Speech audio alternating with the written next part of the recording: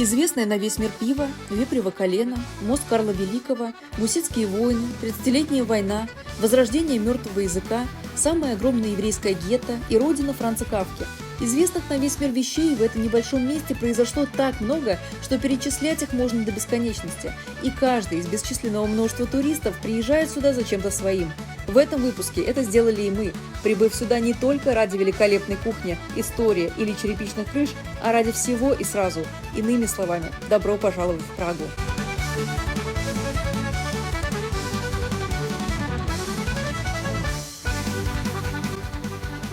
Мы находимся в самом центре Праги. Это самое переполненное туристами место, естественно. Мы не могли обойти его стороной.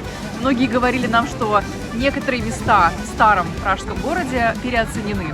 И сегодня мы хотим проверить, так ли это и стоит ли отдавать 450 крон за входной билет во все эти достопримечательности. Но перед тем, как мы начнем изучение современного города, немного предыстории. Именно здесь, вокруг Пражского града, в котором мы собрались, и развивался город в начале IX века. И уже в X столетии Прага становится важным политическим и культурным центром. Особенно после того, как пражские князья начали править Чехией. В 1346 году самый известный пражский король Карл IV стал императором Священной Римской империи и значительно развил город, построив Карлов мост и главный университет страны, а также в целом сделал Прагу столицей империи, что и поспособствовало ее процветанию. Однако уже в 15 веке Прага становится центром противостояния гуситов и антигуситов, скатываясь в непримиримые религиозные войны между католиками и реформаторами. Все это приводит к значительным разрушениям города.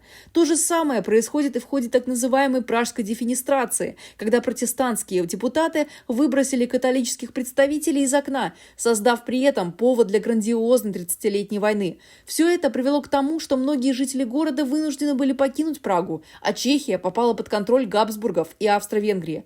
Сама Прага была и есть мультинациональной столицей, однако вплоть до XIX века основным языком горожан и чешской интеллигенции оставался немецкий, и только национальный подъем страны после поражения Австро-Венгрии в Первой мировой привел и к расцвету чешского языка и культуры, и к долгожданной независимости. И даже несмотря на столь тяжелые времена, Прага оставалась и важнейшим центром культуры, и науки, и философии, и архитектуры. И множество доказательств этому мы найдем сегодня. Толпы туристов, начинаются вот эти пешие тропы с 10 утра. Нет, даже раньше, я бы сказала. Первым делом мы отправляемся в главный собор города, да и, пожалуй, страны – собор Святого Вита. Согласно легенде, на его месте раньше находился идол Световита, который считался главным богом у живших тогда в этих краях племен. И потому современную, уже христианскую ротонду решили назвать созвучно, чтобы не учить новое название. Возвел ее святой Вацлав, а во времена правления Карла IV было принято решение перестроить базилику в парадный собор для проведения торжественных церемоний. Проект этого самого масштабного собора был создан приглашенным сюда французским архитектором. На самом деле очень-очень напоминает Вестминстерское аббатство по некоторым архитектурным, скажем так, параметрам. И вот эта роскошь, стиль, эти мозаики, витражи, которые можно видеть здесь, это, конечно, сами понимаете, неописуемо. Конечно, этот собор просто шикарен, а потому его возведение стоило жителям города огромных средств. Налоги были невероятно взвинчены для того, чтобы как можно быстрее завершить строительство. Поэтому в городе вовсю велась торговля индульгенциями, специальными бумагами, которые за деньги прощают все твои грехи и гарантируют тебе место в раю. В итоге собор со всей его помпезностью строили 600 лет. Только вдумайтесь в это количество лет. И если сейчас такие затраты времени, силы и средств кажутся дикостью, то в Средневековье подобная религиозная озабоченность была совершенно обычным делом, равно как и невероятная щедрость во всем, что касается религиозных сооружений. Масштаб, конечно, здания просто поражает. И красота, колонны, высота, вот это все, как это строилось раньше, вопрос с подвохом. Масштабы собора поражают не просто так. Его внутренняя длина составляет 124 метра, высота 34 метра, а его главная башня возвышается над основанием на 96 метров. Но чтобы сейчас так выглядеть, ему пришлось перенести сильные повреждения алтаря и пределов во время гуситских войн, о которых я расскажу чуть позже, сильный пожар 1541 года, разграбление ценностей собора протестантами в 1619 году, артиллерийский обстрел во время войны за австрийское наследство, А еще попадание в купол молнии, которая разделила его на две части. Боже мой, сколько золота! Как говорится, просто кто-нибудь поделился бы этим всем. За время строительства собора сменилось более 10 архитекторов, художников и исторических эпох. Сейчас это не только главный христианский собор, но и усыпальница чешских королей. Здесь похоронены и святой Вацлав, и Ян Непомуцкий, и сам Карл IV. Давайте посмотрим, как же он выглядит снаружи.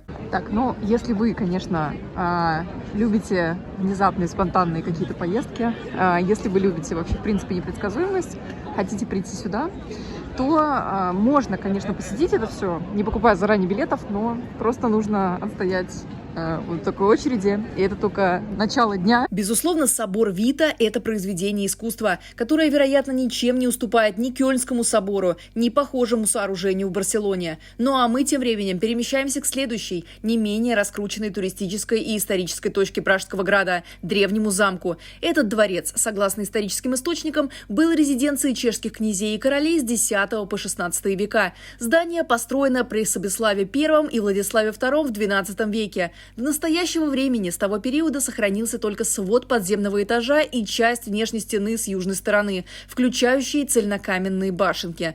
Тогда все это было частью укреплений града.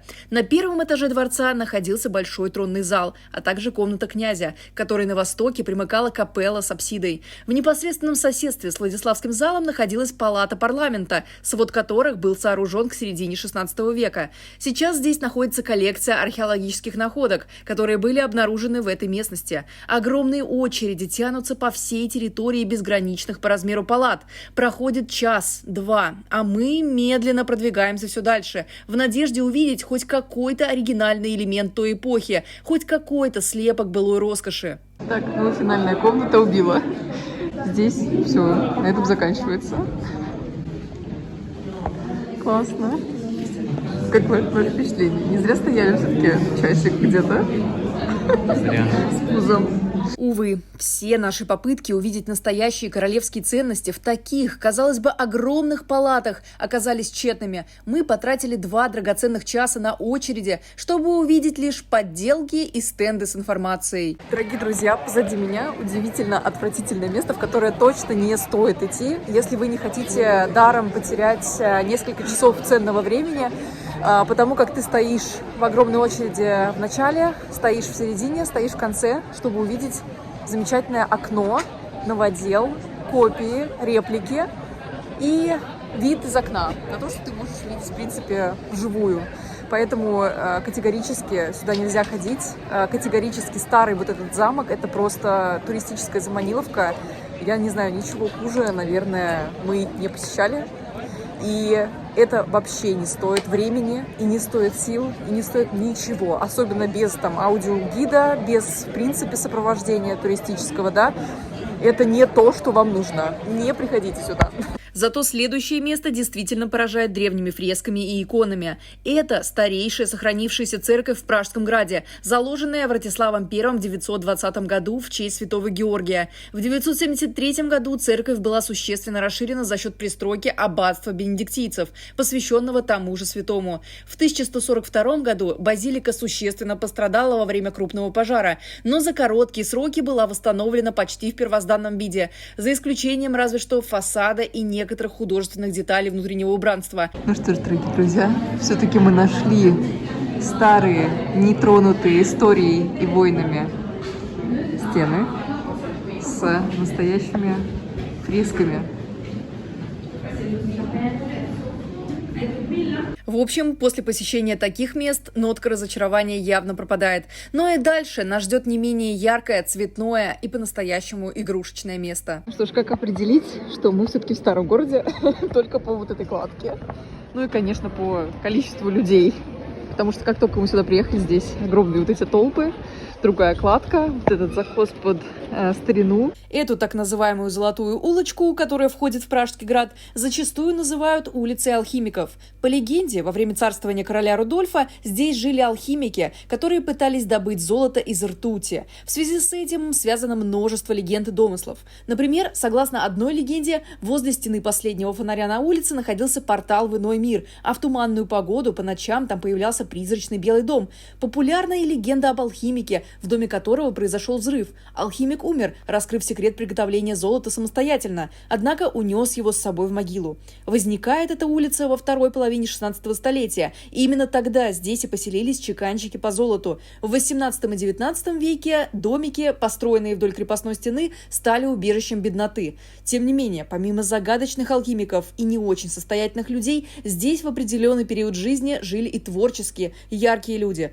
Так, зимой 1917 года в доме номер 22 жил и работал Франц Кафка, а сейчас на этом месте висит табличка с его именем. В 30-е годы писатель Ян Марженик, а также чешский композитор Ярослав Ежик и нобелевский лауреат в области литературы Ярослав Сейферт. Сейчас это очень людное и переполненное место, где можно буквально подглядеть в окошке, как жили обитатели этой цветной и интересной улочки, рассмотреть утварь людей, а также рыцарские доспехи, некоторые из которых выглядят, мягко говоря, довольно необычно. Это просто кладезь на самом деле. Вон терка на башке. Как говорится, вон шляпы, ладно. Вон какая-то ковбойская тоже. А это такая для любителей элегантных нарядов. Сама улочка располагается между двумя башнями – Новой Белой башней и так называемой Далиборкой. Обе из них в древности служили в качестве тюрьмы, а Далиборка в целом получила свое название в честь одного из самых известных своих заключенных. Это был рыцарь Далибор из Казаед, который поплатился тем, что заступился за крестьян, восставших против притеснявшего их господина. Правда, как говорят, не был он таким уж Робин Гудом. Защита крестьян была не слишком бескорыстной, ведь он прикарманил у жестокого господина и часть владений себе. Именно за кражу и чужого имущества он и был лишен своих имений и титула, а также приговорен к смертной казни. Судьба рыцаря Далибора завершилась печально. Он провел в башне 2 года и в итоге лишился головы под ореховым деревом, из-за чего в память о первом узнике крепости на месте казни всегда сажают орех. В целом, это место сейчас выглядит жутковато, учитывая, какие способы казни здесь представлены. Тем не менее, башня была тюрьмой до 1781 года, пока ее не закрыл сам император Иосиф II. Так, ну что, дорогие друзья, после вот этой клетки все остальные тюрьмы покажутся вам просто сказкой малины, потому что раньше вот такие замечательные штучки надевали на тебя, и ты с ними мучился, пока не умрешь. В общем, история эта действительно мрачная, поэтому давайте лучше вернемся к более позитивным страницам Золотой улочки, вернее, к более известным в мировой литературе и ее жителям. Ну что ж, дорогие друзья, мы все еще не выходим из центра, потому что здесь есть что посмотреть. И, конечно, когда мы говорим про Прагу, в принципе, про Чехию, невозможно упустить человека, благодаря которому Богемия, так называемая, конечно, очень сильно прославилась, благодаря которому весь мир приезжает сюда, приезжает в это место, в этот музей, ходит по маршрутам тяжелого детства этого человека. И, как вы смогли догадаться, речь идет о человеке, который писал, в принципе, на немецком, который знал и был частью еврейской культуры. Речь, конечно же, о Франце Кафке. И мы не можем пройти мимо. Мы, естественно, идем в музей, да, мы идем повторять, освежать все школьные и студенческие годы его произведений именно сюда. Музей, пожалуй, самого известного чешского писателя напоминает нам его жизненный путь и биографию. Несмотря на то, что у Кафки была возможность получить элитное образование в немецкой гимназии и в лучшем учебном заведении страны, Карловом университете, все это, равно как и стабильная офисная работа, не приносит ему должного удовольствия. Постоянное чувство собственной мизерности, подавленности, чрезмерная аскетичность и сложные отношения с отцом не дают ему покоя и приводят к написанию всемирно известных произведений. Но кто бы мог подумать, что тусклый, мрачный, болезненный город, который Кафка рисует в замке, в процессе или в превращении, это его родная Прага, которая кажется нам, туристам, таким прекрасным городом. Все дело в его неоднозначном отношении с Прагой. Иногда он пишет о ней так: «Возьму жену и уеду из Праги, возможно, в Берлин». А иногда признается в письмах товарищам: «Прага не отпустила. У этой матушки настоящие когти. Так что следует смириться, или с 2 сторон мы должны ее поджечь, от Вышеграда до Градчан. Тогда бы, возможно, мы от нее отделались». И хотя чехи прохладно относятся к своему всемирно известному соотечественнику, который все свои тексты писал на немецком и мечтал иногда покинуть Прагу, если бы не такое двойственное отношение к городу со стороны писателя, и если бы не сама Прага, узнал ли мир когда-нибудь Франца Кафку? Очень маловероятно. Место действительно играет большую роль на формировании сознания, поэтому мы не можем пройти мимо района, где вырос и развивался еврейский мальчик Франц. Конечно, речь идет о еврейском квартале Йозефов, который встречает нас фантастической синагогой. Мы сейчас находимся в еврейском квартале. Здесь, конечно же, не одна. Здесь огромное количество синагог, но эта синагога является одной из ярчайших, одной из самых запоминающихся в этом месте. И, конечно, к сожалению, мы попали сюда в шаббат, сами понимаете, как и в Израиле, так и здесь все работает одинаковым образом. Ни в музей еврейский, ни в синагогу попасть нельзя, но снаружи можно полюбоваться.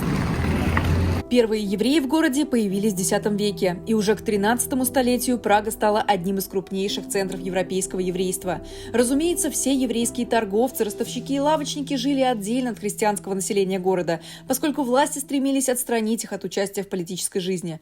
Кроме того, многие чехи относились к евреям хуже, чем к немцам, испытывая и сильнейший чешский национализм, и антисемитизм одновременно. Все это приводило к частым еврейским погромам, пока император Йозеф II, в честь которого и назван квартал, не преобразовал это место в полноценную часть города, желая дать больше прав еврейскому населению Праги. Пражское гетто официально стало одним из административных кварталов столицы Богемии. Однако из-за санитации, то есть сноса старых зданий, доля евреев в квартале постоянно сокращалась. И к началу 20 века там оставались лишь беднейшие еврейские семьи или ультраортодоксальные, которые хранили традиции квартала. Во время немецкой оккупации города нацисты хотели уничтожить всю архитектуру квартала, но затем решили оставить ее как напоминание будущим поколениям немцев об исчезнувшей низшей расе. Именно поэтому Йозефов сохранился лучше, чем еврейские гетто в других городах и столицах Европы.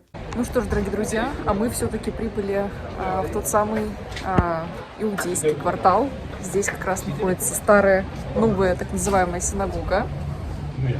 Тем временем на улице уже темнеет, и мы выбираемся из полузакрытого в субботу еврейского квартала к другому центральному месту Праги – Старому месту. Вопрос у нас такой один на засыпку. Все-таки 30% слева или 60% справа? Все-таки слева. Хорошо. А справа когда будет? Вот когда будет справа, мы обязательно идем.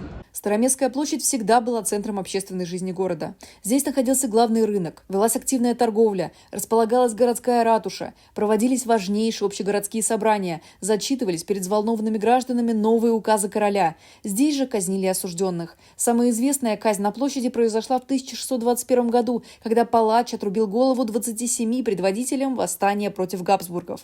Но и центр площади украшен фигурой самого известного чешского религиозного мученика. Движение и казнь которого всколыхнула не только Чехию, но и почти все соседние европейские страны. Конечно, речь идет о Яне Гусе. Ян Гус был преподавателем Пражского университета и проповедником в Вифлеемской капелле. Свои проповеди он намеренно проводил на чешском языке, тем самым выступая против засилия немецкого духовенства в Праге. Но запомнился в историческом плане он в первую очередь как ярый сторонник реформации. Внимая и уважая известного английского реформатора Виклифа, он в своих проповедях прямо указывал на то, что современная католическая церковь отошла от ранних христианских канонов, присваивая себе все больше богатства и продавая людям индульгенции, вместо того, чтобы жить в скромности, как было завещано в Библии. Он также защищал крестьян и говорил о том, что перед Богом все равны.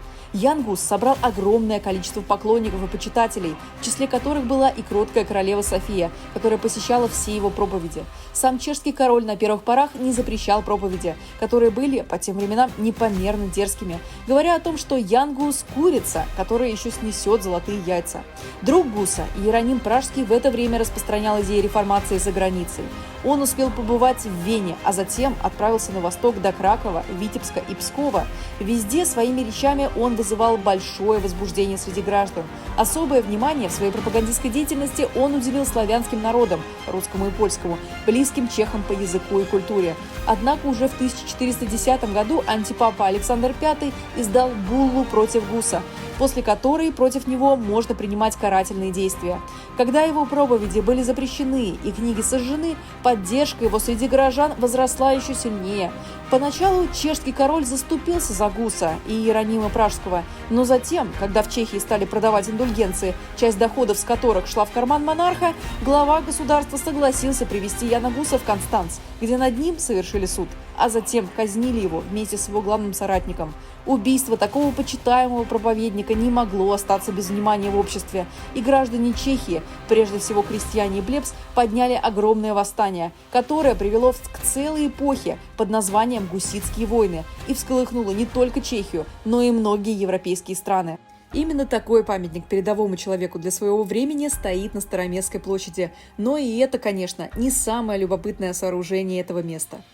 Ну что ж, дамы и господа, сзади меня, как говорится, не что иное. Еще одна картина маслом, еще один магнитик. Это, конечно, астрономические часы.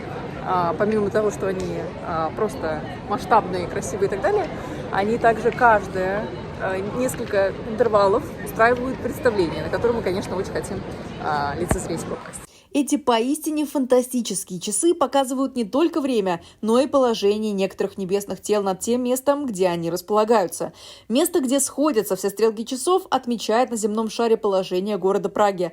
Желтый шарик на желтой стрелке – это Солнце, а черный – Луна. Конечно, за все время существования часы останавливались, и их приходилось чинить.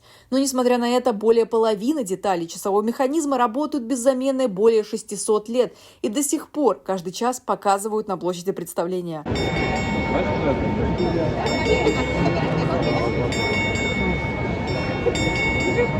Конечно, после такого насыщенного и яркого дня пришло время подкрепиться. К счастью, в отличие от многих других стран Центральной и Западной Европы, в Чехии с этим проблем точно нет. Вся пища здесь сытная и довольно доступная по цене даже для центральных ресторанов города. Поэтому мы наслаждаемся известным по своему качеству чешским пивом и удивляемся некоторым экзотическим по подаче местным блюдам. Так. Ну что, дорогие друзья? Вот так вот, из хлеба кушает. Пока вы едите хлеб, я ем из хлеба. Такой суп с хлебом одновременно. А вот представьте, если будете быстро не есть его, развалится вся ваша, как говорится, утоварь. Нет, это вообще-то экоактивизм.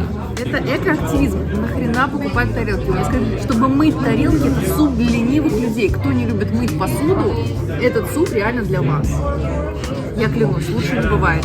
Я теперь такой только буду готовить. Я буду учиться, я буду готовить только такой суп. Проснувшись на следующее утро, мы вновь отправляемся в самый центр. К счастью, остановились мы не в самом горячем районе города, и у нас есть уникальная возможность понаблюдать, как живет облепленная туристами Прага за пределами сувенирных магазинов, бесконечных музеев и самого фотогеничного моста Европы. Прага, на самом деле, ее можно разделить на две части. Первая – это нормальная, адекватная часть, где все точно так же тихо, убрано, замечательно по инфраструктуре, но значительно меньше людей. Это вся часть, которая находится за пределами старого города, скажем так, да?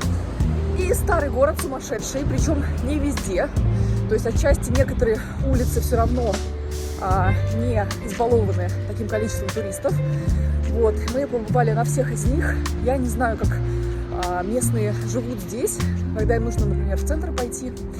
Они стараются его всеми силами избегать. Знаю от своих знакомых, которые мне об этом рассказали. Ну и, конечно же, Прага – это про замки. Поэтому мы, дорогие друзья, идем в первый замок, экскурсию по замку.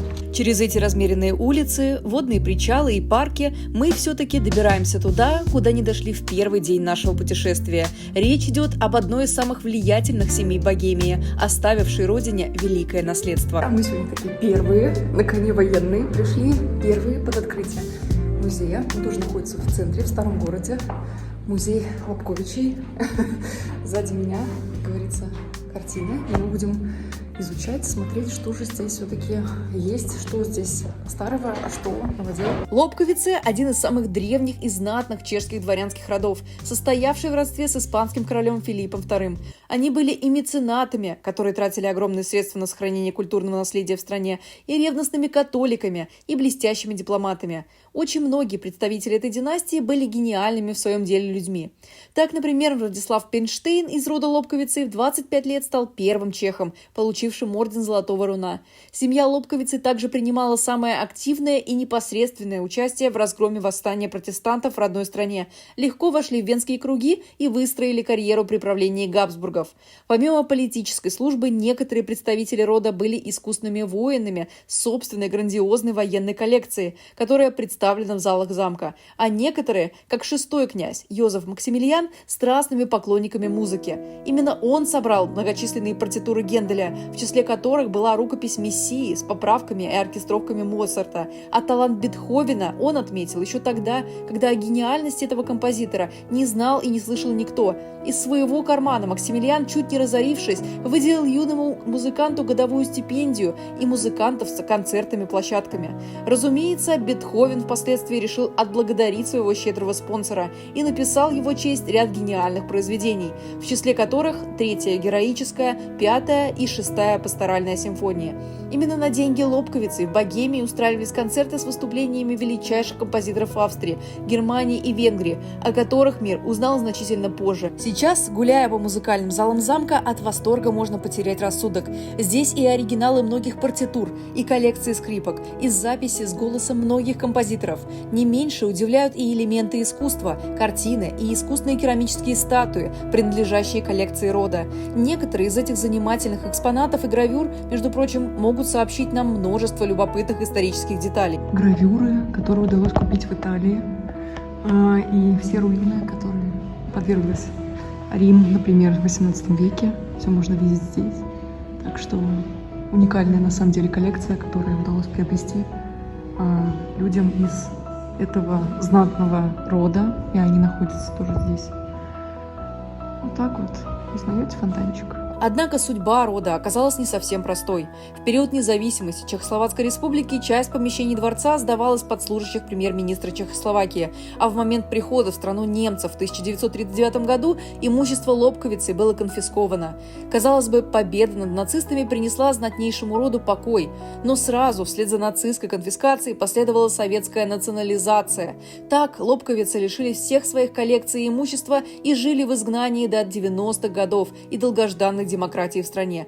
Сейчас они до сих пор пытаются вернуть себе все те фамильные ценности, которые были утрачены или украдены за эти годы. Ну а мы тем временем, любуясь видами вокруг, покидаем вновь Пражский град и перемещаемся в другую часть города через самый людный и популярный мост. Хотелось сказать в Чехии, но, наверное, даже в Европе. Ну что ж, дорогие друзья, как говорится, а это место не нуждается в отдельном представлении, в визитке, конечно же, это Карлов мост, где каждую статую, в принципе, каждый квадратный миллиметр можно изучать детально с лупой.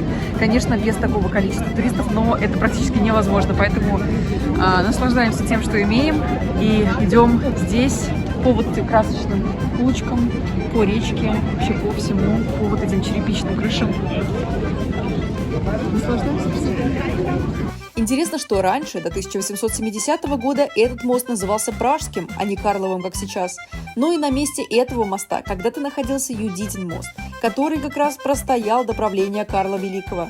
Из-за активного роста города, его застройки и вследствие этого увеличения торговли, мощности и проходимости старого моста стало не хватать. А после Великого наводнения 1342 года возведение нового моста стало неизбежным, ведь нужно было как-то соединить старый город с районом Малострана. Самая интересная история, пожалуй, связана со временем строительства этого моста. В то время многие люди были суеверными, и даже такой грандиозный монарх, как Карл Великий, не стал исключением.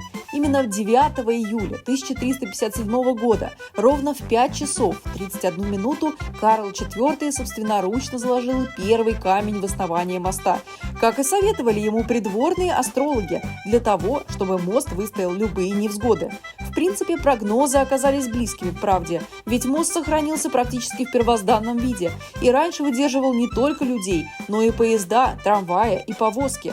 В музее моста, который находится рядом с сооружением, можно как раз посмотреть, как он был построен и что перемещалось по нему. Сейчас выглядят так, что по нему просто можно ходить и любоваться, но раньше по нему ходили вот такие трамвайчики с лошадьми. Большинство статуй на мосту, которые появились лишь в 17 веке и которые так впечатляют туристов, являются копиями, а оригиналы хранятся в Национальном музее. Примечательно, что секрет стойкости и крепкости моста связан с тем, что в соединяющий камни раствор добавили яйца, вино и молоко. Из-за дефицита этих продуктов собирали их со всего королевства. И с процессом сборов связано множество забавных историй.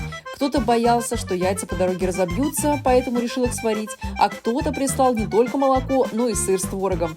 Так это или нет, загадка заключается в большей степени в том, как первобытные люди без наших технологий могли поднимать такие тяжелые плиты вручную. Как, спросите меня, древние вот эти вот необычные люди строили мосты? Конечно, все очень просто. Всего лишь взяли и потянули, и вот этот камушек за счет вот этого замечательного произведения транспортировки обязательно поднимается и перемещается на ту высоту, на которую вам нужно. Вот я сейчас как тот самый средневековый плотник попытаюсь это сделать.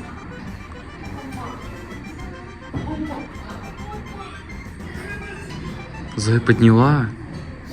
Виси. Вот так вот я могу построить, в принципе, Карлов мост. Виси. Грыжа у меня уже. Ой, это было очень тяжело. Я не знаю, как вы это делали. Мы уже обленились нашими технологиями вот этими, не приучены к этому. А люди тогда раньше могли нормально поднять.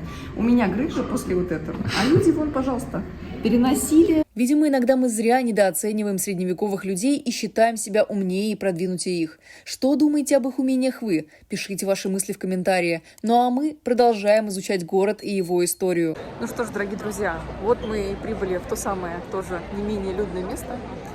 Что хочется сказать, друзья, это просто вылитая Тверская. Это просто, скажем так, Москва, если бы не попадала под санкции, если бы не уходила, как говорится, в дружбу с югом по количеству туристов вокруг и всему прочему, и раскрученности, и архитектуре.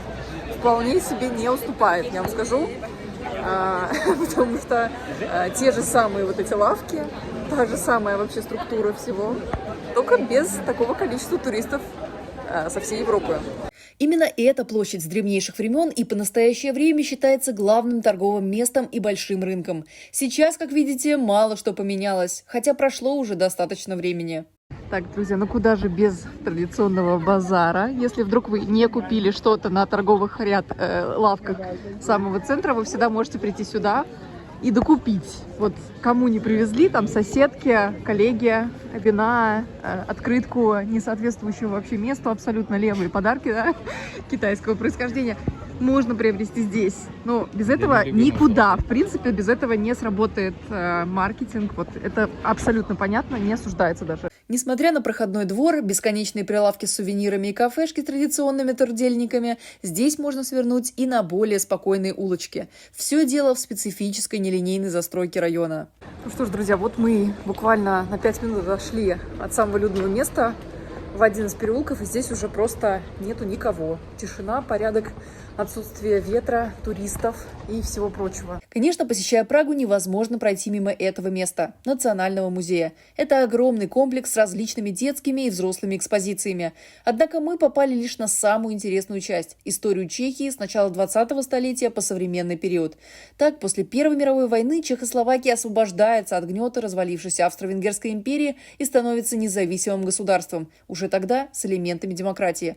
Все было бы прекрасно, если бы не всеми известный Мюнхенский сговор, отдача немцам Судетской области, а потом и полная оккупация Чехии с фашизацией в Словакии, которая становится марионеткой гитлеровского режима в обмен на свою независимость.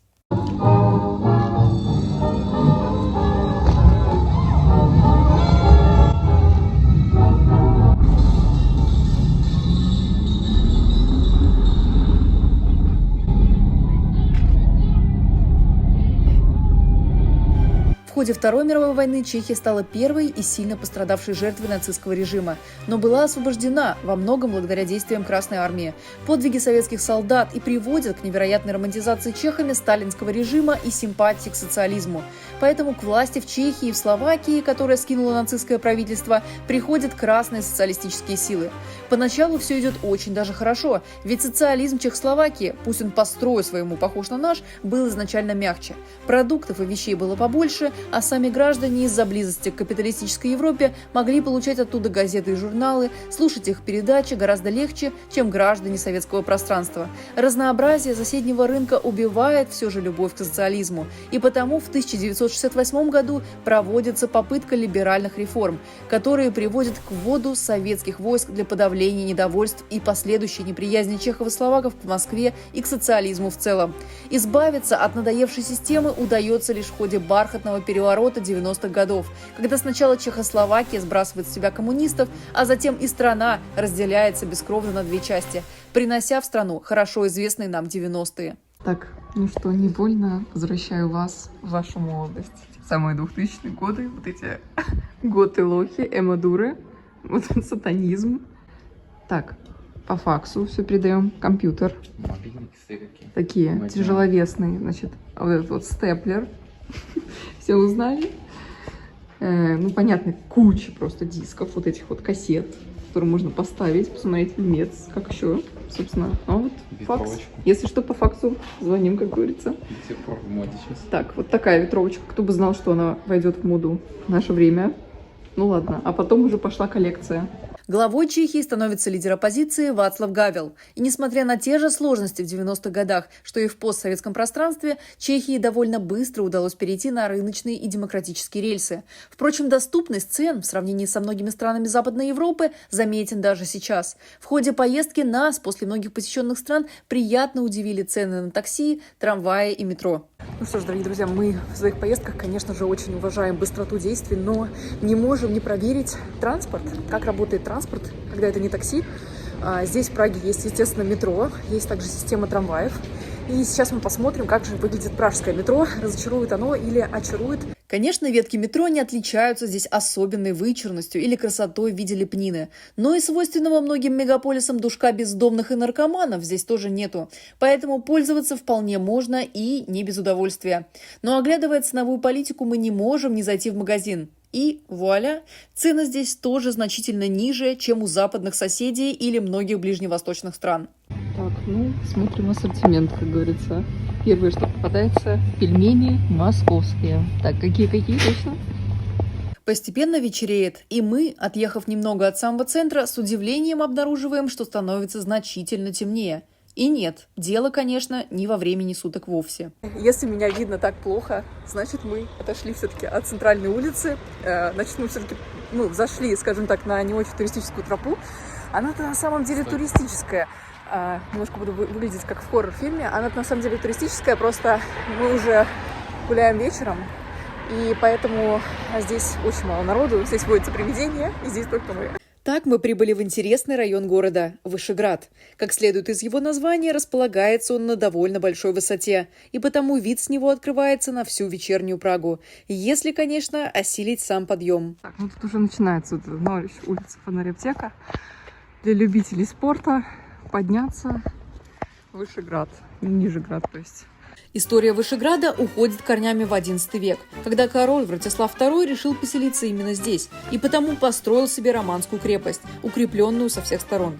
Однако уже в XII веке очередной чешский король переносит свою резиденцию в Пражский град. В этот период Вышеград начинает жить более спокойной жизнью и остается лишь церковным центром.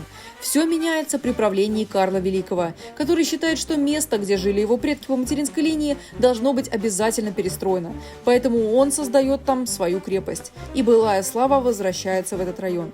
Однако поистине тяжелые времена ожидают Вышеград в период гуситских войн, когда гуситская власть в Праге видит в Вышеграде опасность, пытаясь и сломить вышеградцев в бою, и заморить их голодом.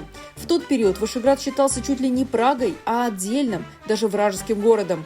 И только в середине 15 века, когда король Иржи из Подебрат захватывает Чехию, он решает заселить Вышеград пражанами тоже и соединить эту часть с другими районами города. Сейчас здесь по-прежнему можно увидеть развалины былых укреплений и крепостей, а также огромный и красивейший католический собор, который в былые времена подчинялся не пражскому епископу, а только и именно папе римскому. Нам повезло, и мы попадаем на мессу в этом соборе.